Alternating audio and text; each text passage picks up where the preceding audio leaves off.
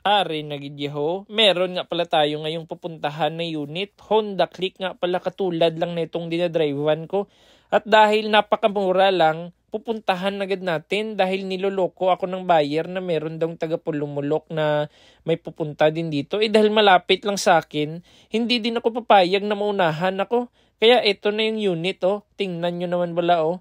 Napakaraming gasgas sa harapan yan. Biak pa yung kanyang headlight lens at saka yung kanyang speedometer panel ay buak na din. Ang history nga pala nito ay nag-viral to dati na unit. Nangahampas ito ng bato ng asawa ng mister dahil nahuli niya ito na may kabit. Nag-viral ito dati sa lugar namin sa Facebook last year. Kaya ito nga pala siya, oh. Puki nang ina, hindi ko akalain na ako palang mag-aayos ng panagsisira nilang dalawa. Isipin nyo man bala, oh, away mag-asawa, pinanghampas-hampas ng motor, tapos ako palang mag-aayos. Sabi ko sa sarili ko, babaratin ko to ng sagad na masasagad ko ang buto niya sa kabaratan ko. Pero mukhang hindi pumayag si boss. Kaya ang ginawa ko, ito na naman ako, oh. Naghanap na naman ako ng ibang unit dahil ayaw pumayag no kanina. Ito na naman, Honda Click na 150 naman yung tiningnan natin. Pero mukhang mas malala ito dahil medyo marami-rami din ang issue, oh. Tingnan nyo naman bala. Unang tingin may pumupula-pula agad sa kanyang panel. Low-bat pala yung battery niya. At dito din sa kanyang mga cover, tingnan nyo naman bala, oh, napakalalim ng mga gas-gas yan. At saka napakalaki. Mukhang hindi na ito makukubira ng sticker. Mukhang kailangan na talaga ito ng whole body repaint.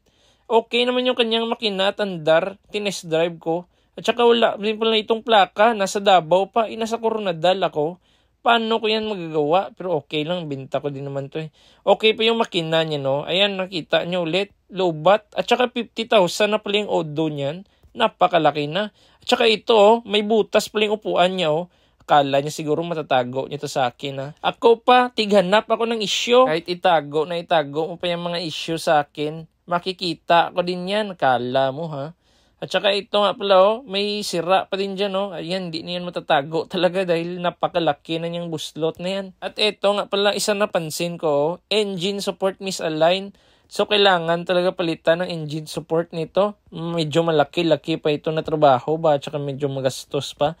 Kaya sa offer niya na 45k sa akin, medyo alanganin kasi napakarami pang gagawin.